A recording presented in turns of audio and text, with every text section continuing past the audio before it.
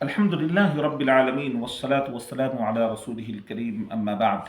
آج کے درس کا موضوع ہے صدقہ فطر کا دوسرا پارٹ، فطرہ واجب ہونے کا وقت۔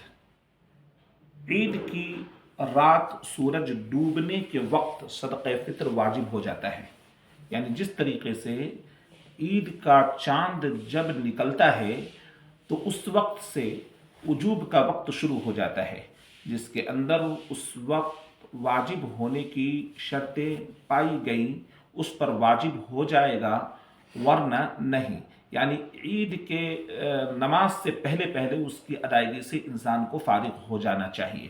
اس بنیاد پر جس شخص کا انتقال غروب سے پہلے یعنی کچھ پہلے ہو جائے، خواہ وہ چند منٹ ہی پہلے کیوں نہ ہو، تو اس پر فطرہ واجب نہیں۔ یعنی جس شخص کا انتقال سورج غروب ہونے سے پہلے ہو جائے، خواہ وہ چند منٹ پہلے ہی کیوں نہ ہو، تو اس پر فطرہ واجب نہیں ہے۔ لیکن اگر غروب کے بعد انتقال ہوا ہے، چاہے چند منٹ بعد ہی کیوں نہ ہو، تو اس کے اوپر فطرہ نکالنا واجب ہوگا اور اس کی ذمہ داری اس کے ورثاء کے اوپر ہوگی۔ اس طرح اگر غروب کے بعد بچہ پیدا ہوا، خواہ چند منٹ بعد ہی صحیح، تو اس کے اوپر فطرہ واجب نہیں ہوگا۔ لیکن اگر غروب سے پہلے یعنی سورج غروب سے پہلے اگر وہ بچہ پیدا ہوا، خواہ وہ چند منٹ قبل ہی صحیح، تو اس کی طرف سے فطرہ نکالنا واجب ہوگا۔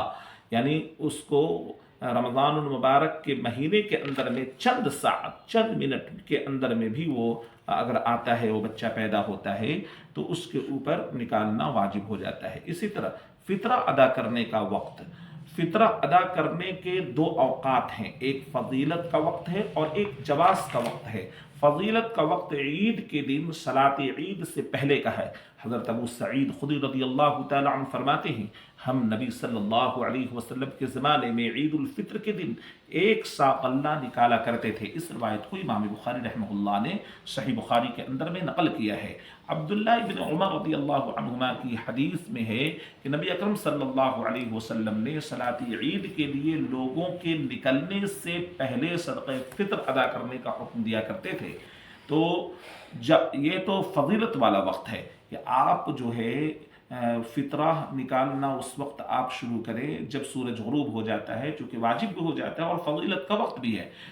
جواز کا وقت عید سے 1 دن یا 2 دن پہلے نکالنے کا ہے۔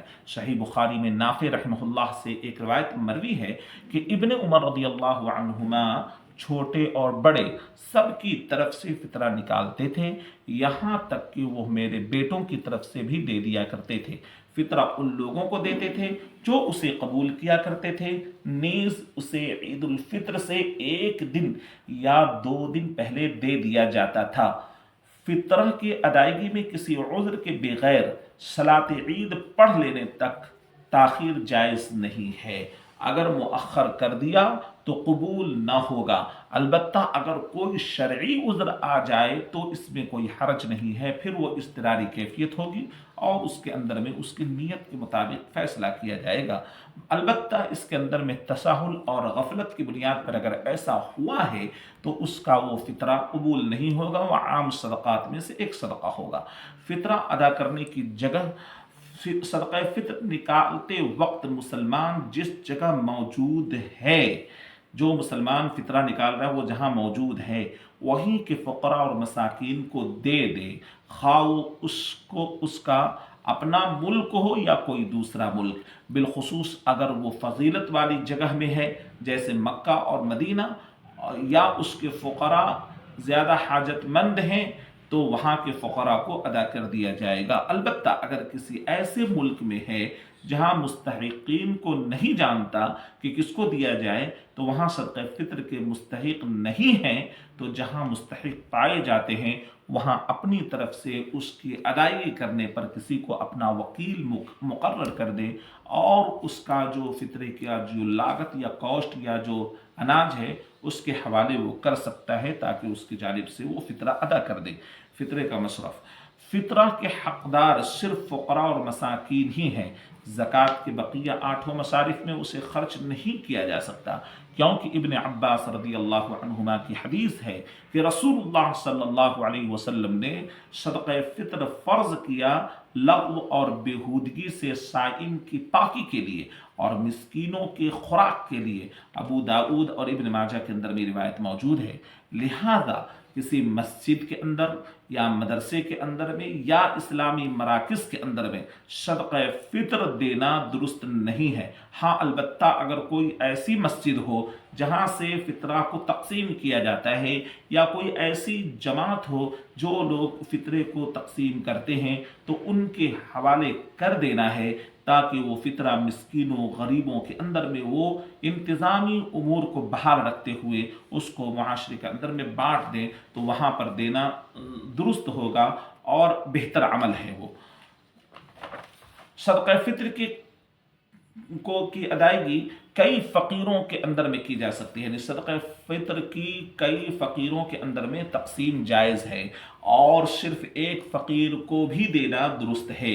یعنی ایک فقیر آپ کے سامنے، آپ نے اس کی لاچارگی دیکھی ہے اور اس کو آپ جانتے ہیں، تو ایک ہی گھر کے اندر میں اس کو دیا جا سکتا ہے۔ کچھ لوگوں میں یہ غلط عادت ہے کہ صدقہ فطر بس اپنے رشتہ داروں، پڑوسیوں اور چند متعین خاندانوں کو ہر سال دے دیا کرتے ہیں اور ان کی مالی پوزیشن پر کبھی غور و فکر نہیں کرتے۔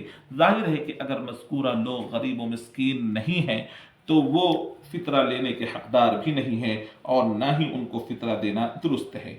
اللہ تعالی ہر مسلمان کو صدقہ فطر کی ادائیگی اور صحیح مصرف میں اسے خرچ کرنے کی توفیق عطا فرمائے۔ زیر بحث مسئلہ یہ ہے کہ بہت سارے ایسے لوگوں کا آج کے زمانے کے اندر میں خیال ہے کہ اب فقراء اور مساکین غلہ نہیں لیتے یا غلہ لینے سے انکار کر دیتے ہیں، اور غلے کی تقسیم کرنا لوگوں کے لیے مسئلہ بن چکا ہے۔ اسی مجبوری کے تحت بعض علماء کرام نے اس کی غیبت کے فتوے دیے ہیں۔ البتہ جو فتوے دیے گئے ہیں وہ مجبوری کے تحت میں دیے گئے ہیں، نہ کہ فی نفس ہی اس کا کوئی جواز احادیث سے اور سنت نبویہ سے ملتا ہے۔ یہ فقراء اور مساکین کا مسئلہ ہے کہ وہ اپنے ساتھ میں کوئی ایسی چیز نہیں لاتے جس سے وہ اپنے صدقات و خیرات کو، یعنی اپنے فطرے کی چیزوں کو اٹھا کر لے جائیں۔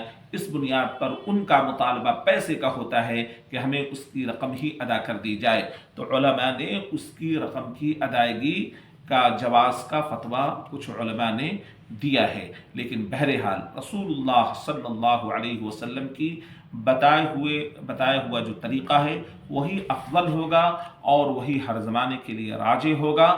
بہرحال ہم لوگوں کو یہی کوشش کرنی چاہیے، خصوصاً قرآن و سنت کے حاملین کو اس بات کی کوشش کرنی چاہیے کہ وہ اپنا فطرہ اجناس ہی سے نکالیں اور فقراء اور مساکین تک اجناس کو ہی پہنچائیں، چاہے گیہوں کی شکل کے اندر میں ہو یا پھر چاول کی شکل میں ہو یا کوئی اور دوسرے غلہ ذات جو کھانے کے طور پر یوز کیے جاتے ہیں اس کی شکل میں ہو، یا جس کا نام احادیث نبویہ صلی اللہ علیہ وسلم کے اندر میں آئے ہیں اس جنس سے ہو، تو بہرحال اس کی ادائیگی اسی جنس سے کی جائے، نہ کہ روپیہ اور پیسے سے۔ اللہ تعالیٰ سے دعا ہے کہ اللہ تعالیٰ ہم تمام لوگوں کو صدقہ فطر نبی صلی اللہ علیہ وسلم کے طریقے کے مطابق نکالنے کی توفیق عطا فرمائے، آمین یا رب العالمین۔